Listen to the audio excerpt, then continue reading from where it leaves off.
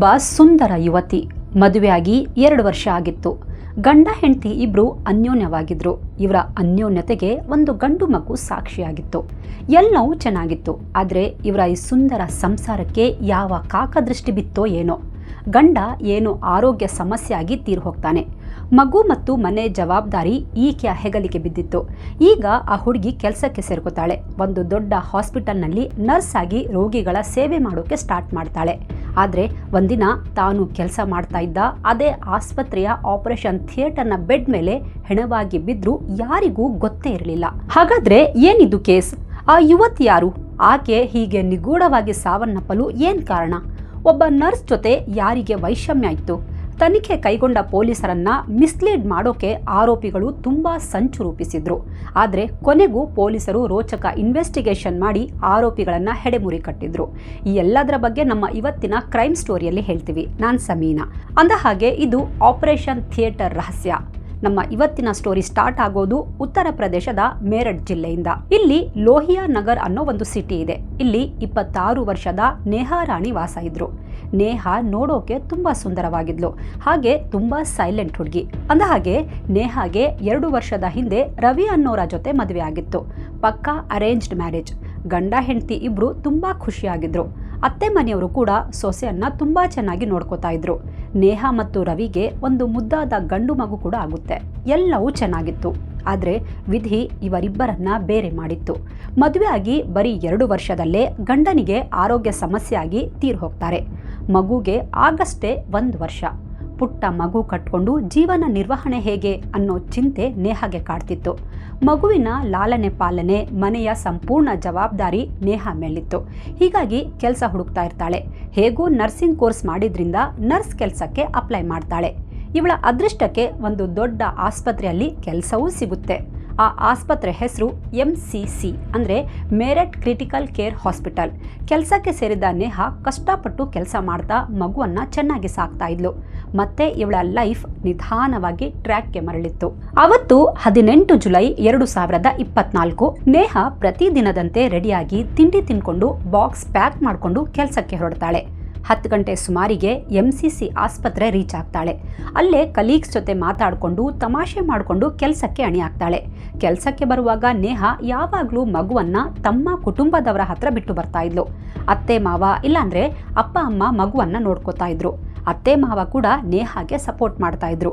ಎರಡೂ ಮನೆಯವರ ನಡುವೆಯೂ ಉತ್ತಮ ಬಾಂಧವ್ಯ ಇತ್ತು. ಹೀಗಿರುವಾಗ ಅದೇ ದಿನ ಅಂದ್ರೆ 18 ಜುಲೈ 2024 ಮಧ್ಯಾಹ್ನ 3 ಗಂಟೆ ಸುಮಾರಿಗೆ ನೇಹಾ ಮನೆಗೆ ಒಂದು ಫೋನ್ ಬರುತ್ತೆ. ಫೋನ್ ಮಾಡಿದವರು, ಆಂಟಿ, ನೇಹಾ ಆತ್ಮಹತ್ಯೆ ಮಾಡ್ಕೊಂಡಿದ್ದಾಳೆ, ನೀವು ಬೇಗ ಆಸ್ಪತ್ರೆಗೆ ಬನ್ನಿ ಅಂತಾರೆ. ಈ ಮಾತು ಕೇಳಿ ಮನೆಯವರಿಗೆ ಕಾಲ ಕೆಳಗಿನ ಭೂಮಿ ಜಾರಿದ ಅನುಭವವಾಗಿತ್ತು. ಬೆಳಗ್ಗೆ ಮನೆಯಿಂದ ಆರಾಮಾಗಿ ರೆಡಿಯಾಗಿ ಕೆಲಸಕ್ಕೆ ಹೋದವಳು ಮಧ್ಯಾಹ್ನ ಸತ್ತಿದ್ದಾಳೆ ಅಂದ್ರೆ ಏನರ್ಥ?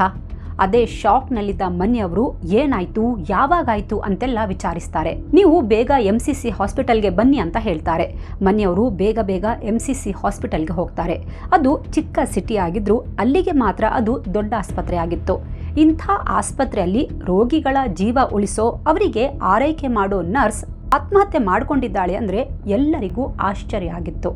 ಆಸ್ಪತ್ರೆಯಲ್ಲಿದ್ದ ಸ್ಟಾಫ್ ಕೂಡ ಶಾಕ್ ಆಗಿದ್ರು. ನೇಹಾ ಕಲೀಗ್ಸ್ ಹತ್ತು ಸಾಕಾಗಿದ್ರು. ನೇಹಾಳ ಅಪ್ಪ ಅಮ್ಮ ಮಗುನ ಎತ್ಕೊಂಡು ಸಂಬಂಧಿಕರು ಮತ್ತು ಅತ್ತೆ ಮಾವ ಜೊತೆ ಆಸ್ಪತ್ರೆಗೆ ಬರ್ತಾರೆ. ನೇಹಾಳ ಅಮ್ಮನ ಪಾಡು ಹೇಳತ್ತಿರದ್ದಾಗಿತ್ತು. ಅದಾಗ್ಲೇ ಹತ್ತು ಅವರು ಅರ್ಧ ಜೀವ ಆಗಿದ್ರು. ಅವರನ್ನ ಸಮಾಧಾನ ಪಡಿಸಿ ಎಲ್ಲರನ್ನ ಆಪರೇಷನ್ ಥಿಯೇಟರ್ಗೆ ಕರ್ಕೊಂಡು ಹೋಗ್ತಾರೆ. ಆಪರೇಷನ್ ಥಿಯೇಟರ್ನ ಬೆಡ್ ಮೇಲೆ ನೇಹಾ ಮಲಗಿದ್ಲು.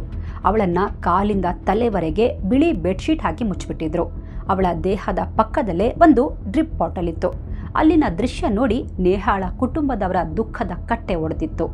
ನೇಹಾ ತಾಯಿ ಮಗಳನ್ನ ತಪ್ಕೊಂಡು ಜೋರಾಗಿ ಅಳೋಕೆ ಸ್ಟಾರ್ಟ್ ಮಾಡ್ತಾರೆ. ಅವರಿಗೆ ತಮ್ಮ ಮಗಳು ಸತ್ತಿದ್ದಾಳೆ ಅನ್ನೋದನ್ನ ಅರ್ಗಿಸಿಕೊಳ್ಳೋಕೆ ಆಗ್ತಾ ಇರಲಿಲ್ಲ. ನನ್ನ ಮಗಳು ತುಂಬಾ ಸ್ಟ್ರಾಂಗ್, ಅವಳು ಹೀಗೆ ಆತ್ಮಹತ್ಯೆ ಮಾಡ್ಕೊಳ್ಳೋಕೆ ಚಾನ್ಸೇ ಇಲ್ಲ, ನೀವೇ ಎಲ್ಲ ಸೇರ್ಕೊಂಡು ಏನೋ ಮಾಡಿದ್ದೀರಾ ಅಂತ ಆಕ್ರೋಶಿತರಾಗಿ ಮಾತಾಡ್ತಾರೆ. ಅವಳು ಬೆಳಗ್ಗೆ ಮನೆಯಿಂದ ನಗ್ತಾ ಹೋಗಿದ್ಲು. ಆಸ್ಪತ್ರೆಯಲ್ಲೇ ಏನೋ ಆಗಿದೆ ಅಂತ ಹೇಳ್ತಾ ಅಳ್ತಾರೆ. ಅಲ್ಲೇ ಇದ್ದ ಒಬ್ರು ಅವಳಿಗೆ ಡ್ರಿಪ್ಸ್ ಯಾಕೆ ಹಾಕಿದ್ದೀರಾ, ಯಾರು ಹಾಕಿದ್ದು ಅಂತ ಕೇಳ್ತಾರೆ. ಬಟ್ ಅವರ ಮಾತಿಗೆ ಅಲ್ಲಿದ್ದ ಸ್ಟಾಫ್ ಮೌನವಾಗಿದ್ರು. ಈ ಆಸ್ಪತ್ರೆ ಬಗ್ಗೆ ಜನರಲ್ಲಿ ತುಂಬಾ ಒಳ್ಳೆ ಭಾವನೆ ಇತ್ತು. ಇಲ್ಲಿಗೆ ಹೋದ್ರೆ ಎಂಥ ಕಾಯಿಲೆಯಾದ್ರೂ ವಾಸಿಯಾಗುತ್ತೆ ಅಂತ ಹೇಳ್ತಾ ಇದ್ರು. ಅಲ್ಲಿ ರೋಗಿಗಳ ಆರೋಗ್ಯ ಸುಧಾರಣೆಗೆ ಮೊದಲ ಆದ್ಯತೆ ನೀಡ್ತಾರೆ ಅಂತ ಎಲ್ಲರೂ ಹೇಳ್ತಾ ಇದ್ರು. ಹಾಗಾಗಿ ಆಸ್ಪತ್ರೆಗೆ ಒಳ್ಳೆ ಹೆಸರಿತ್ತು. ಅಂಥದ್ರಲ್ಲಿ ಬೆಳಗ್ಗೆ 10 ಗಂಟೆಗೆ ಆಸ್ಪತ್ರೆಗೆ ಬಂದವಳು ರೋಗಿಗಳಿಗೆ ಟ್ರೀಟ್ಮೆಂಟ್ ಕೊಡ್ತಾ ಇದ್ದ ನರ್ಸ್ ಕೆಲವೇ ಗಂಟೆಗಳಲ್ಲಿ ಆಸ್ಪತ್ರೆಯಲ್ಲೇ ಸತ್ತೋಗ್ತಾಳೆ ಅಂದ್ರೆ ಏನರ್ಥ? ಅಟ್ಲೀಸ್ಟ್ ತಕ್ಷಣಕ್ಕೆ ಚಿಕಿತ್ಸೆ ಕೊಟ್ಟು ಅವಳನ್ನ ಯಾಕೆ ಬಚಾವ್ ಮಾಡೋಕೆ ಆಗಲಿಲ್ಲ? ಹಾಗಾಗಿ ಈ ಸಾವಿನ ಬಗ್ಗೆ ಎಲ್ಲರಿಗೂ ಅನುಮಾನ ಶುರುವಾಗಿತ್ತು. ಅದರಲ್ಲೂ ನೇಹಾ ಅಮ್ಮ ಅಂತೂ ಇದು ಖಂಡಿತ ಆತ್ಮಹತ್ಯೆ ಅಲ್ಲ, ಯಾರೋ ನನ್ನ ಮಗಳನ್ನ ಕೊಂದಿದ್ದಾರೆ ಅಂತಾಲೆ ಹೇಳ್ತಾ ಇದ್ರು. ಆದರೆ ಆಸ್ಪತ್ರೆ ಮ್ಯಾನೇಜ್ಮೆಂಟ್ ಮಾತ್ರ ಇಲ್ಲ, ಅವಳೇ ಆತ್ಮಹತ್ಯೆ ಮಾಡ್ಕೊಂಡಿದ್ದಾಳೆ, ನಾವು ನೋಡುವಷ್ಟರಲ್ಲೇ ಅವಳು ಸತ್ತೋಗಿದ್ಲು ಅಂತ ಸಬೂಬು ನೀಡ್ತಾರೆ. ಆದರೂ ಅಮ್ಮ ಅವರ ಮಾತು ಕೇಳೋ ಸ್ಥಿತಿಯಲ್ಲಿ ಇರಲಿಲ್ಲ. ನನ್ನ ಮಗಳನ್ನ ಯಾರೋ ಷಡ್ಯಂತ್ರ ಮಾಡಿ ಕೊಲೆ ಮಾಡಿದ್ದಾರೆ ಅಂತ ಇಡೀ ಆಸ್ಪತ್ರೆಯಲ್ಲಿ ಪ್ರತಿಧ್ವನಿಸೋ ಹಾಗೆ ಜೋರಾಗಿ ಕೂಗಿ ಅಳ್ತಾರೆ. ಆಸ್ಪತ್ರೆಯವರು ಅದಾಗಲೇ ಪೊಲೀಸರಿಗೂ ಇನ್ಫಾರ್ಮ್ ಮಾಡಿದ್ರು. ಪೊಲೀಸರು MCC ಆಸ್ಪತ್ರೆಗೆ ಬರ್ತಾರೆ. ಫೊರೆನ್ಸಿಕ್ ಟೀಮ್ ಕೂಡ ಬಂದಿತ್ತು. ಅವರು ದೇಹ ಪರಿಶೀಲನೆ ಮಾಡ್ತಿರುವಾಗಲೇ ಪೊಲೀಸರು ಆಸ್ಪತ್ರೆಯ ಡಾಕ್ಟರ್ಸ್, ನರ್ಸ್, ಸ್ಟಾಫ್ ಎಲ್ಲರ ಹತ್ರ ಮಾತಾಡ್ತಾರೆ.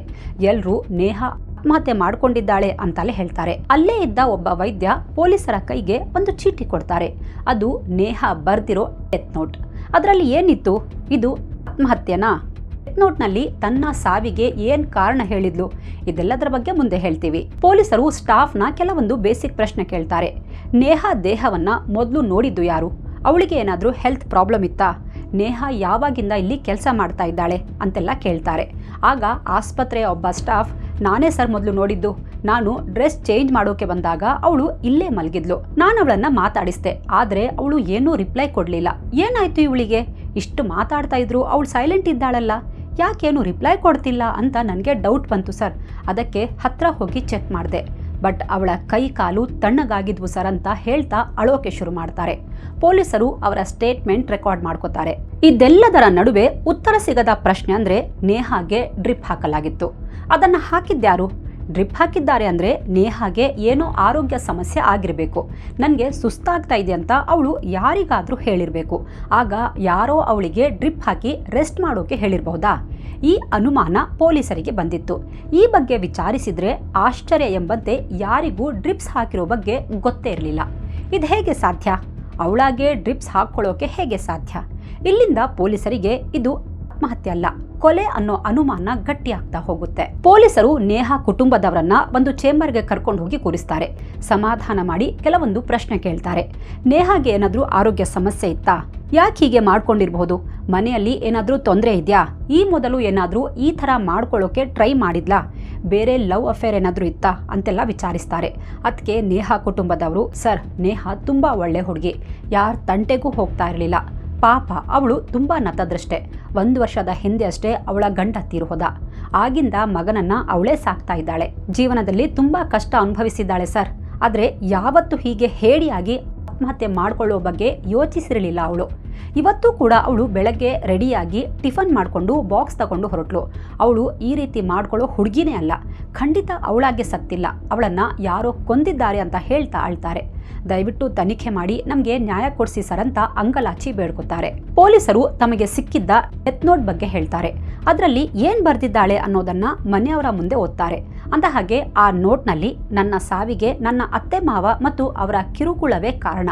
ಅವರಿಂದ ಬೇಸತ್ತು ನಾನು ನನ್ನ ಸ್ವಇಚ್ಛೆಯಿಂದ ನನ್ನ ಜೀವನ ಕೊನೆಗಾಣಿಸ್ತಾ ಇದ್ದೀನಿ. ನನಗೆ ಬದುಕಿನಿಂದ ಸಾಕಾಗಿದೆ, ಇನ್ನು ಪ್ರೆಷರ್ ಹ್ಯಾಂಡಲ್ ಮಾಡೋಕೆ ಆಗ್ತಾ ಇಲ್ಲ, ನನಗೆ ಬದುಕೇ ಬೇಡವಾಗಿದೆ, ಜೀವಂತ ಇರಬೇಕು ಅಂತ ಅನ್ನಿಸ್ತಾ ಇಲ್ಲ, ನನ್ನ ಮಗನನ್ನ ಎಲ್ಲರೂ ಚೆನ್ನಾಗಿ ನೋಡ್ಕೊಳ್ಳಿ ಅಂತ ಬರ್ದಿತ್ತು.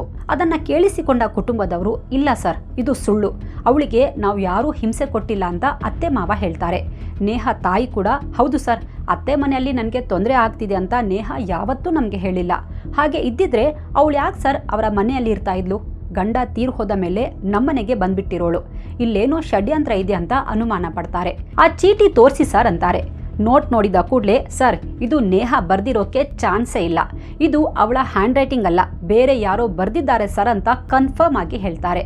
ಅಂದ ಹಾಗೆ ಆ ಡೆತ್ ನೋಟ್ ಕೂಡ ಸ್ವಲ್ಪ ವಿಶೇಷವಾಗಿತ್ತು. ಯಾಕಂದ್ರೆ ಅದನ್ನ ಪೇಷಂಟ್ಗಳಿಗೆ ಪ್ರಿಸ್ಕ್ರಿಪ್ಷನ್ ಬರೀತಾರಲ್ಲ, ಅದರಲ್ಲಿ ಬರೆಯಲಾಗಿತ್ತು. ಹಾಗಾದ್ರೆ ಯಾರೋ ನೇಹಾಳನ್ನ ಕೊಲೆ ಮಾಡಿ ಅವಳು ಆತ್ಮಹತ್ಯೆ ಮಾಡ್ಕೊಂಡಿದ್ದಾಳೆ ಅಂತ ಬಿಂಬಿಸೋಕೆ ಡೆತ್ ನೋಟ್ ಬರ್ದಿರಬಹುದಾ? ನೇಹಾಳ ಯೂನಿಫಾರ್ಮ್ ಪಾಕೆಟ್ಸ್ ಪರಿಶೀಲಿಸ್ತಾರೆ. ಅವಳ ಜೇಬಲ್ಲಿ ಕೆಲವು ಟ್ಯಾಬ್ಲೆಟ್ ಸಿಗ್ತವೆ. IV cannula, syringe, drips bottle, tablet ಸೇರಿದಂತೆ ಪ್ರಮುಖ ಎವಿಡೆನ್ಸ್ ಕಲೆಕ್ಟ್ ಮಾಡಿ ಲ್ಯಾಬ್ಗೆ ಕಳಿಸ್ತಾರೆ. ಎಲ್ಲ ಫಾರ್ಮಾಲಿಟೀಸ್ ಮುಗಿದ ಮೇಲೆ ದೇಹವನ್ನ PMಗೆ ಕಳಿಸ್ತಾರೆ. ಹಾಗೆ ನೋಟ್ನಲ್ಲಿದ್ದ ಹ್ಯಾಂಡ್ ರೈಟಿಂಗ್ ಪರಿಶೀಲಿಸಲು ಅದನ್ನು ಫೊರೆನ್ಸಿಕ್ ಲ್ಯಾಬ್ಗೆ ಕಳಿಸ್ತಾರೆ. ಈಗ ಪೊಲೀಸರ ಮುಂದೆ ಇದ್ದ ಮೊದಲ ಚಾಲೆಂಜ್ ಅಂದ್ರೆ ಇದು ಆತ್ಮಹತ್ಯೆಯೋ ಕೊಲೆಯೋ ಅನ್ನೋ ಪತ್ತೆ ಮಾಡೋದು. ಇಲ್ಲಿಂದ ಪೊಲೀಸರು ಒಂದು ಟೀಮ್ ಮಾಡಿ ತನಿಖೆಗಿಳಿತಾರೆ. ನೇಹಾ ಆತ್ಮಹತ್ಯೆ ಮಾಡ್ಕೋಬೇಕು ಅಂತ ಡಿಸೈಡ್ ಮಾಡಿದ್ರೆ ಅವಳು ಆಸ್ಪತ್ರೆಗೆ ಯಾಕೆ ಬರ್ತಿದ್ಲು? ಮನೆಯಲ್ಲೂ ಮಾಡ್ಕೋಬಹುದಿತ್ತು. ಆದರೆ ಆಸ್ಪತ್ರೆಯ ಆಪರೇಷನ್ ಥಿಯೇಟರ್ಗೆ ಬಂದು ಯಾಕೆ ಸತ್ಲು? ಫ್ಯಾಮಿಲಿಯವರು ಹೇಳೋ ಪ್ರಕಾರ ಅವಳಿಗೆ ಆರೋಗ್ಯ ಚೆನ್ನಾಗಿತ್ತು, ಡಿಪ್ರೆಷನ್ ಕೂಡ ಇರಲಿಲ್ಲ. 1 ವರ್ಷದ ಮಗ ಇದ್ದಾನೆ, ಮಗನಿಗೋಸ್ಕರ ಅವಳು ಕಷ್ಟಪಡ್ತಾ ಇದ್ಲು, ಮಗನನ್ನ ಬಿಟ್ಟು ಇರ್ತಾ ಇರಲಿಲ್ಲ. ಹೀಗಿದ್ದವಳು ಸೂಸೈಡ್ ಮಾಡ್ಕೊಳ್ಳೋಕೆ ಸಾಧ್ಯ ಇಲ್ಲ. ಅವಳು ಆಸ್ಪತ್ರೆಗೆ ಬಂದ ಬಳಿಕ ಇಲ್ಲೇನಾದ್ರೂ ಆಗಿರಬಹುದಾ? ಅದೇ ಹೀಟ್ ಆಫ್ ದಿ ಮೊಮೆಂಟ್ ನಲ್ಲಿ ಏನಾದ್ರೂ ಇಂಥ ಕೆಟ್ಟ ನಿರ್ಧಾರ ಮಾಡಿರಬಹುದಾ? ಈ ಆಂಗಲ್ ನಲ್ಲಿ ಥಿಯರಿ ರೆಡಿ ಮಾಡ್ತಾರೆ. ಪೊಲೀಸರ ಮತ್ತೊಂದು ಟೀಮ್ ಆಸ್ಪತ್ರೆಯ CCTV ಚೆಕ್ ಮಾಡ್ತಾರೆ. ವಾರ್ಡ್ ಹತ್ರ ಇದ್ದ CCTV ಫುಟೇಜ್ ಜಾಲಾಡ್ತಾರೆ. ಒಂದು ವಿಡಿಯೋದಲ್ಲಿ ನೇಹಾ ಆಪರೇಷನ್ ಥಿಯೇಟರ್ ನಲ್ಲಿರುವಾಗ ಯಾರೋ 2 ಗಂಡಸರು OT ಒಳಗೆ ಹೋಗಿದ್ದು ರೆಕಾರ್ಡ್ ಆಗಿತ್ತು.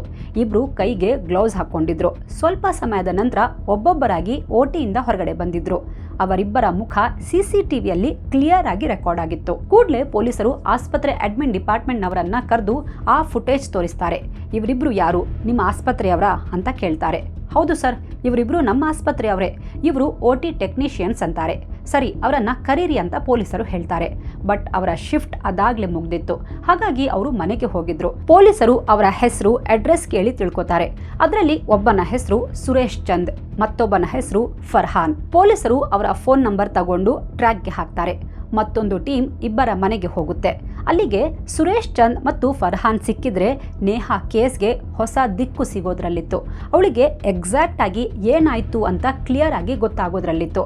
ನೇಹಾಳನ್ನ ಲಾಸ್ಟ್ ಟೈಮ್ ಜೀವಂತವಾಗಿ ನೋಡಿರೋದು ಇವರಿಬ್ರೇ ಏನೋ ಮಾಡಿರಬಹುದು ಅನ್ನೋ ಅನುಮಾನ ಗಟ್ಟಿಯಾಗಿತ್ತು.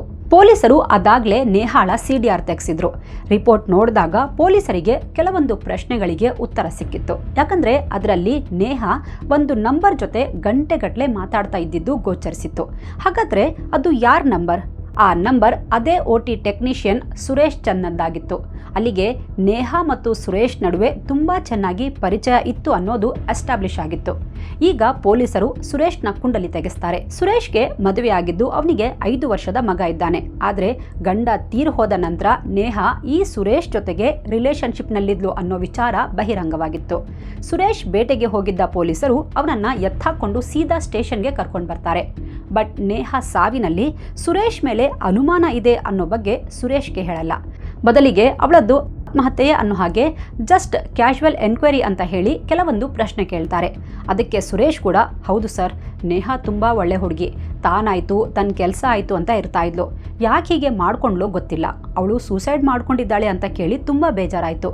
ಪಾಪ ಅವಳಿಗೆ ಒಬ್ಬ ಮಗ ಇದ್ದಾನೆ ಸರ್, ಈಗ ಅವನನ್ನ ಯಾರು ನೋಡ್ಕೋತಾರೋ ಅಂತ ಹೇಳ್ತಾ ಬೇಸರ ಪಟ್ಕೋತಾನೆ. ಅವನ ಮಾತನ್ನೆಲ್ಲ ಸಮಾಧಾನವಾಗಿ ಕೇಳಿದ ಪೊಲೀಸರು, ಸರಿ, ಶನಿವಾರ 18 ಜುಲೈಗೆ ನೀವು ಎಲ್ಲಿದ್ರಿ ಅಂತಾರೆ.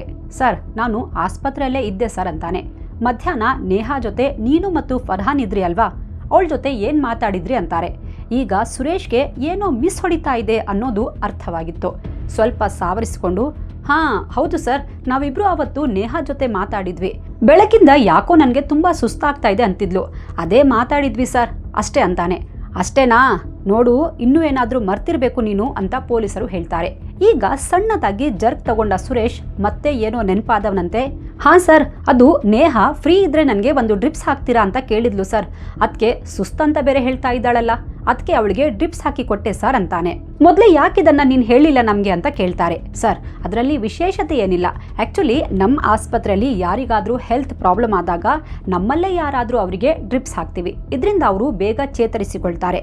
ಅದಕ್ಕೆ ಅವತ್ತು ನೇಹಾ ಹೇಳಿದಾಗ ನಾನು ಡ್ರಿಪ್ಸ್ ಹಾಕ್ತೆ. ನಾನಿಲ್ಲ ಅಂದಿದ್ರು ಬೇರೆ ಯಾರಾದ್ರೂ ಇದನ್ನೇ ಮಾಡ್ತಿದ್ರು ಸರ್ ಅಂತಾನೆ. ಹಾಗಾದ್ರೆ ಅವಳ ಯೂನಿಫಾರ್ಮ್ನಲ್ಲಿ ಡೆತ್ ನೋಟ್ ಎಲ್ಲಿಂದ ಬಂತು? ಕೆಲವೊಂದು ಟ್ಯಾಬ್ಲೆಟ್ಸ್ ಕೂಡ ಸಿಕ್ಕಿದ್ವು. ಅದು ಸಲ್ಫಾಸ್ ಟ್ಯಾಬ್ಲೆಟ್, ಅದೆಲ್ಲಿಂದ ಬಂತು ಅಂತ ತುಂಬಾ ಕೂಲ್ ಆಗಿ ಕೇಳ್ತಾರೆ. ಈಗ ಸುರೇಶ್ಗೆ ಪೊಲೀಸರ ಮಾತಿನ ಗಂಭೀರತೆ ಅರಿವಾಗಿತ್ತು. ಸರ್, ಅದರ ಬಗ್ಗೆ ನನಗೇನು ಗೊತ್ತಿಲ್ಲ. ನೀವು ನನ್ನ ಮೇಲೆ ಯಾಕೆ ಸರ್ ಅನುಮಾನ ಪಡ್ತಾ ಇದ್ದೀರಾ? ಸುಮ್ಮನೆ ನನ್ನನ್ನು ಈ ಕೇಸ್ನಲ್ಲಿ ಸಿಕ್ಕಾಕ್ಸೋಕೆ ನೋಡ್ತಾ ಇದ್ದೀರಾ ಅಂತ ಚಡಪಡಿಸ್ತಾ ಹೇಳ್ತಾನೆ. ಇವನ ವಿಚಾರಣೆ ನಡೀತಿರುವಾಗಲೇ ಫರ್ಹಾನ್ ಕೂಡ ಪೊಲೀಸರಿಗೆ ಸಿಕ್ಕಿದ್ದ. ಅವನನ್ನು ಕರ್ಕೊಂಡು ಬಂದು ವಿಚಾರಣೆ ಮಾಡ್ತಾರೆ. ಫರ್ಹಾನ್ ಎಲ್ಲ ಪ್ರಶ್ನೆಗಳಿಗೂ ಸುತ್ತಿ ಬಳಸಿ ಉತ್ತರ ಕೊಡ್ತಾ ಇದ್ದ. ಅವರಿಬ್ಬರ ಮಾತಲ್ಲೇ ಇವರು ಏನೋ ದೊಡ್ಡ ಸಂಚಿನ ಬಗ್ಗೆ ಮರೆಮಾಚ್ತಾ ಇದ್ದಾರೆ, ಇವರೇ ಏನೋ ಮಾಡಿದ್ದಾರೆ ಅನ್ನೋದು ಪೊಲೀಸರಿಗೆ ಅರಿವಾಗಿತ್ತು. ಹೀಗಾಗಿ ಇಬ್ಬರಿಗೂ ಸರಿಯಾಗಿ ಆತಿಥ್ಯ ಮಾಡ್ತಾರೆ. ಸರ್ ಪ್ಲೀಸ್ ಹೊಡಿಬೇಡಿ, ಎಲ್ಲ ಹೇಳ್ತೀವಿ ಅಂತ ಸುರೇಶ್ ಹೇಳ್ತಾನೆ. ಸರ್ ನೇಹಾಳನ್ನ ನಾನೇ ಕೊಲೆ ಮಾಡಿದ್ದು ಅಂತ ಕನ್ಫೆಸ್ ಮಾಡ್ತಾನೆ. ಇಲ್ಲಿಂದ ಸುರೇಶ್ ತನ್ನ ಕಥೆ ಸ್ಟಾರ್ಟ್ ಮಾಡ್ತಾನೆ. ಸರ್ ನಾನು ಮತ್ತು ನೇಹಾ ಒಳ್ಳೆ ಫ್ರೆಂಡ್ಸ್. ಕಳೆದ 7-8 ತಿಂಗಳಿಂದ ನಾವಿಬ್ರು ರಿಲೇಶನ್ಶಿಪ್ನಲ್ಲಿದ್ವಿ. ನಾವಿಬ್ರು ತುಂಬ ಸಂತೋಷವಾಗಿದ್ವಿ. ಅವತ್ತು ಶನಿವಾರ 18 ಜುಲೈಗೆ ಅವಳಿಗೆ ಯಾಕೋ ಸ್ವಲ್ಪ ಸುಸ್ತಾಗ್ತಾ ಇತ್ತು. ಅವಳಿಗೆ ನಡೆಯೋಕ್ಕೂ ಆಗ್ತಾ ಇರಲಿಲ್ಲ. ಅದಕ್ಕೆ ನಾನೇ ಅವಳನ್ನ ಆಪರೇಷನ್ ಥಿಯೇಟರ್ಗೆ ಕರ್ಕೊಂಡು ಹೋದೆ. ಅದು ನಾರ್ಮಲ್ ಆಪರೇಷನ್ ಥಿಯೇಟರ್ ಅಲ್ಲ, ಏನಾದರೂ ಎಮರ್ಜೆನ್ಸಿ ಇದ್ದಾಗ ಮಾತ್ರ ಅದನ್ನ ಯೂಸ್ ಮಾಡ್ತಾ ಇದ್ರು. ನಮ್ಮ ಆಸ್ಪತ್ರೆಯಲ್ಲಿ ಮೇನ್ OT ಬೇರೆ ಇದೆ. ಹೀಗಾಗಿ ಆ ನಾರ್ಮಲ್ OTಯನ್ನ ನಾವು ಚೇಂಜಿಂಗ್ ರೂಮ್ ಥರ ಯೂಸ್ ಮಾಡ್ತಾ ಇದ್ವಿ. ಹಾಗೆ ಸ್ಟಾಫ್ ಕೆಲವೊಮ್ಮೆ ಅಲ್ಲಿ ಹೋಗಿ ಸ್ವಲ್ಪ ಹೊತ್ತು ರಿಲ್ಯಾಕ್ಸ್ ಮಾಡ್ತಾ ಇದ್ರು. ಆ OTಗೆ ಬೇರೆ ಯಾರು ಹೆಚ್ಚಾಗಿ ಹೋಗ್ತಾ ಇರಲಿಲ್ಲ. ಚಿನ್ನಿ, ಯಾಕೋ ನಿನ್ನ ಹೆಲ್ತ್ ಅಪ್ಸೆಟ್ ಆದಂತೆ ಕಾಣ್ತಾ ಇದೆ, ಹೋಗಿ OTಯಲ್ಲಿ ರೆಸ್ಟ್ ಮಾಡು, ಅಲ್ಲೇ ನಾನು ಡ್ರಿಪ್ಸ್ ಹಾಕ್ತೀನಿ, ಸ್ವಲ್ಪ ರೆಸ್ಟ್ ಮಾಡಿದರೆ ಎಲ್ಲ ಸರಿ ಹೋಗುತ್ತೆ ಅಂತ ಅವಳನ್ನು ಪುಸಲಾಯಿಸಿದೆ. ಅವಳು ನಾನು ಏನು ಹೇಳಿದರೂ ಕೇಳ್ತಾ ಇದ್ಲು. ನಾನು ಹೇಳಿದ ಕೂಡಲೇ ಸರಿ ಅಂತ OTಗೆ ಬಂದಳು. ನಾನು ಅವಳನ್ನು ಮಲಗಿಸಿ ಡ್ರಿಪ್ಸ್ ಹಾಕ್ತೆ. ಹಾಗೆ ಅವಳ ಜೊತೆಗೆ ಮಾತಾಡ್ತಾ ಅವಳ ಅಟೆನ್ಷನ್ ಡೈವರ್ಟ್ ಮಾಡಿ ಡ್ರಿಪ್ಸ್ನಲ್ಲಿ ಒಂದು ಔಷಧಿ ಹಾಕ್ಬಿಟ್ಟೆ. ಇದರಿಂದ ಅವಳು ಅನ್ಕಾನ್ಷಿಯಸ್ ಆಗಿಬಿಟ್ಲು. ನಂತರ ಫರ್ಹಾನ್ನ ಕರೆದೆ. ನೇಹಾ ಬಾಯಲ್ಲಿ ಸಲ್ಫಾಸ್ ಟ್ಯಾಬ್ಲೆಟ್ ಹಾಕ್ಬಿಟ್ಟೆ ಸರ್ ಅಂತಾನೆ. ಈ ಸಲ್ಫಾಸ್ ಟ್ಯಾಬ್ಲೆಟ್ ತುಂಬಾ ಅಪಾಯಕಾರಿ. ಇದನ್ನ ನಾರ್ಮಲ್ ಆಗಿ ಕೀಟನಾಶಕವಾಗಿ ಉಪಯೋಗಿಸ್ತಾರೆ. ಅದನ್ನ ನೇಹಾ ಬಾಯಲ್ಲಿ ಹಾಕಿದ್ದ ಕೂಡಲೇ ಅವಳ ಆರೋಗ್ಯ ಹದಗೆಡೋಕೆ ಸ್ಟಾರ್ಟ್ ಆಯ್ತು. ಅವಳು OTಯಲ್ಲೇ ಸತ್ತೋದ್ಲು ಸರ್ ಅಂತಾನೆ. ಮಧ್ಯಾಹ್ನ 3 ಗಂಟೆಗೆ ಆಸ್ಪತ್ರೆಯ ಒಬ್ಬ ಸ್ಟಾಫ್ ರಿಲ್ಯಾಕ್ಸ್ ಮಾಡೋಕೆ ಅಂತ ಅಲ್ಲಿಗೆ ಹೋದ್ರು. ಅಲ್ಲಿ ಬೆಡ್ ಮೇಲೆ ನೇಹಾ ಡ್ರಿಪ್ಸ್ ಹಾಕೊಂಡು ಮಲಗಿದ್ಲು. ಎಚ್ಚರಿಸಿದಾಗ ಎಚ್ಚರಗೊಳ್ಳಿಲ್ಲ. ಪಲ್ಸ್ ಚೆಕ್ ಮಾಡಿದಾಗ ಅವಳು ಸತ್ತೋಗಿರೋದು ಗೊತ್ತಾಯ್ತು ಅಂತ ಸುರೇಶ್ ಹೇಳ್ತಾನೆ. ಫರ್ಹಾನ್ ಕೂಡ ಸೇಮ್ ಸ್ಟೇಟ್ಮೆಂಟ್ ಕೊಡ್ತಾನೆ. ಸರಿ, ಕೊಲೆ ಯಾಕೆ ಮಾಡಿದ್ರಿ? ನೇಹಾ ಏನ್ ಮಾಡಿದ್ಲು ನಿಮ್ಗೆ ಅಂತ ಗದರಿ ಕೇಳ್ತಾರೆ. ಬಟ್ ಆ ಮಾತಿಗೆ ಸುರೇಶ್ ಮೌನವಾಗಿದ್ದ. ಏನೂ ಮಾತಾಡದೆ ಸುಮಾರು ಹೊತ್ತು ಹಾಗೆ ಕೂತ್ಕೊಂಡಿದ್ದ. ಪೊಲೀಸರು ಫರ್ಹಾನ್ನ ಬೆಂಡೆತ್ತಿದ್ದಾರೆ. ಸರ್, ಈ ಕೇಸಿಗೂ ನನಗೂ ಯಾವುದೇ ಸಂಬಂಧ ಇಲ್ಲ. ಸುರೇಶ್ ನನಗೆ ಫೋನ್ ಮಾಡಿ ಸಲ್ಫಾಸ್ ಟ್ಯಾಬ್ಲೆಟ್ ತಗೊಂಡು ಬರೋಕೆ ಹೇಳ್ದ. ನಾನು ಅವನಿಗೆ ತಂದುಕೊಟ್ಟೆ ಅಷ್ಟೇ ಸರ್. ನಾನು ಬಂದಾಗ ಅವನು ತುಂಬ ಟೆನ್ಷನ್ನಲ್ಲಿದ್ದ. ಪ್ಲೀಸ್ ನನಗೆ ಹೆಲ್ಪ್ ಮಾಡು ಅಂತ ದುಂಬಾಲು ಬಿದ್ದಿದ್ದ ಸರ್. ಅದಕ್ಕೆ ನಾನು ಅವನಿಗೆ ಹೆಲ್ಪ್ ಮಾಡಿದೆ ಅಷ್ಟೇ ಸರ್ ಅಂತಾನೆ. ಈಗಲೂ ಸುರೇಶ್ ಸುಮ್ಮನೆ ಕೂತಿದ್ದ. ಪೊಲೀಸರ ತಾಳ್ಮೆಯ ಕಟ್ಟೆ ಒಡೆದಿತ್ತು. ಲಾಠಿ ಎತ್ಕೊಂಡು ಸರಿಯಾಗಿ ಬಾರಿಸ್ತಾರೆ. ಪೊಲೀಸರ ಏಟಿಗೆ ಸುರೇಶ್ ಪತರುಗುಟ್ಟಿ ಹೋಗಿದ್ದ.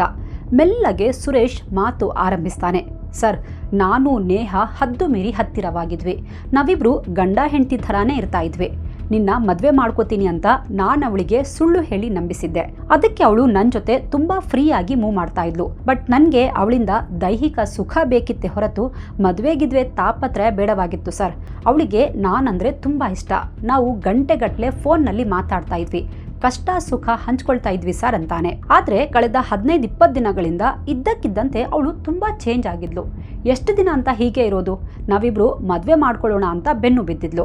ಎಷ್ಟು ಹೇಳಿದ್ರು ಹಠ ಮಾಡ್ತಾ ಇದ್ಲು. ನನಗೂ ಹೇಳಿ ಹೇಳಿ ಸಾಕಾಗಿತ್ತು. ಆರಂಭದಲ್ಲಿ ಅವಳು ತಮಾಷೆ ಮಾಡ್ತಿದ್ದಾಳೆ ಅಂತಲೇ ನಾನು ಅಂದ್ಕೊಂಡಿದ್ದೆ. ಬಟ್ ಅವಳು ತುಂಬಾ ಸೀರಿಯಸ್ ಇದ್ಲು. ಚಿನ್ನಿ, ಮದ್ವೆ ಎಲ್ಲ ಬೇಡ, ಈಗೇನ್ ಕಡಿಮೆ ಆಗಿದೆ, ನಾವಿಬ್ರು ಹೀಗೆ ಸಂಬಂಧ ಮುಂದುವರಿಸೋಣ ಅಂತ ನಾನು ಎಷ್ಟು ಹೇಳಿದ್ರು ಅವಳು ಕೇಳೋ ಸ್ಥಿತಿಯಲ್ಲಿರಲಿಲ್ಲ. ಒಂದೇ ಸಮನೆ ಮದುವೆ ಮದುವೆ ಅಂತ ಹಠ ಹಿಡಿದಿದ್ಲು ಸರ್ ಅಂತಾನೆ. ಇಲ್ಲಿಂದ ನನಗೆ ಭಯ ಸ್ಟಾರ್ಟ್ ಆಯ್ತು. ನಮ್ಮಿಬ್ಬರ ಬಗ್ಗೆ ಹೆಂಡತಿಗೆ ಗೊತ್ತಾಗ್ಬಿಟ್ರೆ ನನ್ನ ಸಂಸಾರ ಹಾಳಾಗುತ್ತೆ ಅನ್ನೋ ಭಯ ಕಾಡೋಕೆ ಶುರುವಾಯಿತು. ಅಲ್ಲದೆ ಸೊಸೈಟಿಯಲ್ಲಿ ಗೊತ್ತಾದರೆ ನನ್ನ ಮಾನ ಹರಾಜಾಗುತ್ತೆ ಅಂದ್ಕೊಂಡು ಭಯವಾಗ್ತಾ ಇತ್ತು. ಆದರೆ ನೇಹಾ ಮಾತ್ರ ಈಗ ಬ್ಲ್ಯಾಕ್ ಮೇಲ್ ಮಾಡೋಕೆ ಹೇಳ್ತಿದ್ಲು. ನೀನು ನನ್ನ ಜೊತೆ ಮದುವೆ ಮಾಡ್ಕೊಳ್ಳಿಲ್ಲ ಅಂದರೆ ನಿನ್ನ ಮರ್ಯಾದೆ ತೆಗಿತೀನಿ ಅಂತ ಧಮಕಿ ಹಾಕೋಕೆ ಶುರು ಮಾಡಿದ್ಲು. ನಮ್ಮಿಬ್ಬರ ಅಫೇರ್ ಬಗ್ಗೆ ಇಡೀ ಆಸ್ಪತ್ರೆಯಲ್ಲಿ ಹೇಳ್ಬಿಡ್ತೀನಿ ಅಂತ ಬ್ಲ್ಯಾಕ್ ಮೇಲ್ ಮಾಡ್ತಾ ಇದ್ಲು. ನನಗೆ ಏನು ಮಾಡಬೇಕು ಅಂತ ಗೊತ್ತಾಗ್ಲಿಲ್ಲ ಸರ್. ಹೇಗಾದ್ರೂ ಮಾಡಿ ಈ ಸಿಚುವೇಶನ್ನಿಂದ ಹೊರಬರಬೇಕು, ಅವಳಿಂದ ತಪ್ಪಿಸ್ಕೊಳ್ಬೇಕು ಅಂತ ಹವಣಿಸ್ತಾ ಇದ್ದೆ.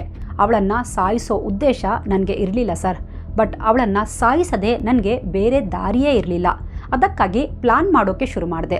ಅವತ್ತು ನನಗೆ ಒಳ್ಳೆ ಅವಕಾಶ ಸಿಕ್ತು. ಅದಕ್ಕೆ ಅವಳಿಗೆ ಡ್ರಿಪ್ ಹಾಕೋ ನೆಪದಲ್ಲಿ ಕಾರಕ ಔಷಧಿ ಹಾಕಿ ಬಾಯಲ್ಲಿ ಫಾಸ್ಟ್ ಟ್ಯಾಬ್ಲೆಟ್ ಹಾಕಿ ಕೊಲೆ ಮಾಡಿಬಿಟ್ಟೆ ಸರ್ ಅಂತ ಸುರೇಶ್ ಹೇಳ್ತಾನೆ. ಅಲ್ಲ, ನೇಹಾ ಶನಿವಾರ ನಿನ್ನ ಹತ್ರ ಬರ್ತಾಳೆ, ನನಗೆ ಹುಷಾರಿಲ್ಲ, ಡ್ರಿಪ್ಸ್ ಹಾಕು ಅಂತಾಳೆ. ಇದೆಲ್ಲ ನಿನಗೆ ಮೊದಲೇ ಹೇಗೆ ಗೊತ್ತಿತ್ತು? ಟ್ಯಾಬ್ಲೆಟ್ಸ್ ಎಲ್ಲ ಹೇಗೆ ಅರೇಂಜ್ ಮಾಡಿದೆ ಅಂತ ಕೇಳ್ತಾರೆ. ಅದಕ್ಕೆ ಸುರೇಶ್, ಸರ್, 1 ದಿನ ಮೊದಲು ನೇಹಾ ಆರೋಗ್ಯ ಸ್ವಲ್ಪ ಹದಗೆಟ್ಟಿತ್ತು. ನನಗೆ ಯಾಕೋ ಆರೋಗ್ಯ ಸರಿ ಇಲ್ಲ ಅಂತ ನನ್ನ ಹತ್ರ ಹೇಳಿದ್ಲು. ನಾಳೆ ನನಗೆ ಡ್ರಿಪ್ಸ್ ಹಾಕ್ಕೊಡ್ತೀಯಾ ಅಂತಾನು ಮಾತಾಡಿದ್ಲು ಸರ್. ಅದಕ್ಕೆ ಶನಿವಾರ ಅವಳು ಆಸ್ಪತ್ರೆಗೆ ಬಂದಾಗ ನಾನೇ ಅವಳಿಗೆ ಕರ್ಕೊಂಡು ಹೋಗಿ ಡ್ರಿಪ್ಸ್ ಹಾಕಿದ್ದೆ. ನಂತರ ಮೆಡಿಕಲ್ಗೆ ಹೋಗಿ ಪ್ರಜ್ಞೆ ತಪ್ಪಿಸೋ ಮೆಡಿಸಿನ್ ತಗೊಂಡು ಬಂದು ಚುಚ್ಚಿದೆ. ಇಲ್ಲಿಂದ ಅವಳು ಅನ್ಕಾನ್ಶಿಯಸ್ ಆಗ್ಬಿಟ್ಲು. ನನಗೆ ಯೋಚನೆ ಮಾಡೋಕೆ ಮತ್ತಷ್ಟು ಟೈಮ್ ಸಿಕ್ತು. ನನಗೆ ಫರ್ಹಾನ್ ಸಿಕ್ಕಿದ. ಅವನಿಗೆ ನನ್ನ ಕಷ್ಟ ಹೇಳ್ಕೊಂಡೆ. ನೇಹಾ ನನಗೆ ಧಮಕಿ ಹಾಕ್ತಾ ಇದ್ದಾಳೆ. ನಾನು ಬರ್ಬಾದ್ ಆಗೋಗ್ತೀನಿ, ನನ್ನ ಸಂಸಾರ ಹಾಳಾಗ್ಬಿಡುತ್ತೆ ಅಂದೆ. ನನಗೆ ಸಹಾಯ ಮಾಡೋಕೆ ಅವನು ಒಪ್ಕೊಂಡ. ಅವನಿಗೆ ದುಡ್ಡಿನ ಅವಶ್ಯಕತೆ ಇತ್ತು. ಹೀಗಾಗಿ ಅವನಿಗೆ ದುಡ್ಡಿನ ಆಮಿಷ ಕೊಟ್ಟೆ. ಅವನು ನನಗೆ ಫಸ್ಟ್ ಟ್ಯಾಬ್ಲೆಟ್ ತಂದುಕೊಟ್ಟ. ನಾವಿಬ್ಬರೇ ಸೇರಿಕೊಂಡು ಅವಳ ಯೂನಿಫಾರ್ಮ್ನ ಪಾಕೆಟ್ನಲ್ಲಿ ಆ ಟ್ಯಾಬ್ಲೆಟ್ಸ್ ಇಟ್ವಿ. ಅವಳು ಇನ್ನೂ ಸತ್ತಿರಲಿಲ್ಲ. ಪ್ರಜ್ಞೆ ತಪ್ಪಿರುವಾಗಲೇ ಕೆಲವು ಟ್ಯಾಬ್ಲೆಟ್ ಅವಳ ಬಾಯಿ ಓಪನ್ ಮಾಡಿ ಗಂಟ್ಲು ತನಕ ಹಾಕಿದ್ವಿ. ಅದಾದ ಮೇಲೆ ಅವಳು ಸತ್ತಿದ್ದು ಸರ್ ಅಂತ ತಾನು ಮಾಡಿದ ನೀಚ ಕೃತ್ಯದ ಬಗ್ಗೆ ಹೇಳ್ತಾನೆ. ಹೀಗೆ ಮಾಡಿದ್ರೆ ನಾವು ಸಿಕ್ಕಿ ಬೀಳಲ್ಲ. ಅವಳ ಪಾಕೆಟ್ನಲ್ಲಿ ಫಸ್ಟ್ ಟ್ಯಾಬ್ಲೆಟ್ ನೋಡಿ ಎಲ್ಲರೂ ಅವಳೇ ತಿಂದು ಆತ್ಮಹತ್ಯೆ ಮಾಡ್ಕೊಂಡಿದ್ದಾಳೆ ಅಂದ್ಕೊಳ್ತಾರೆ. ನಾವು ಸೇಫ್ ಆಗಬಹುದು ಅಂತ ಯೋಚಿಸಿದ್ದೆ ಸರ್. ಇದನ್ನೇ ಫರ್ಹಾನ್ಗೂ ಹೇಳಿ ನಂಬಿಸಿದ್ದೆ ಸರ್ ಅಂತಾನೆ. ಆಸ್ಪತ್ರೆಯಲ್ಲಿದ್ದ ಒಂದು ನೋಟ್ ಪ್ಯಾಡ್ ಬಳಸಿ ನಾನೇ ಡೆತ್ ನೋಟ್ ಬರೆದಿದ್ದು ಸರ್. ಅದರಲ್ಲಿ ನೇಹಾಳ ಅತ್ತೆ ಮನೆಯವರ ಮೇಲೆ ಸುಳ್ಳು ಆರೋಪ ಹೊರಿಸಿದ್ದೆ.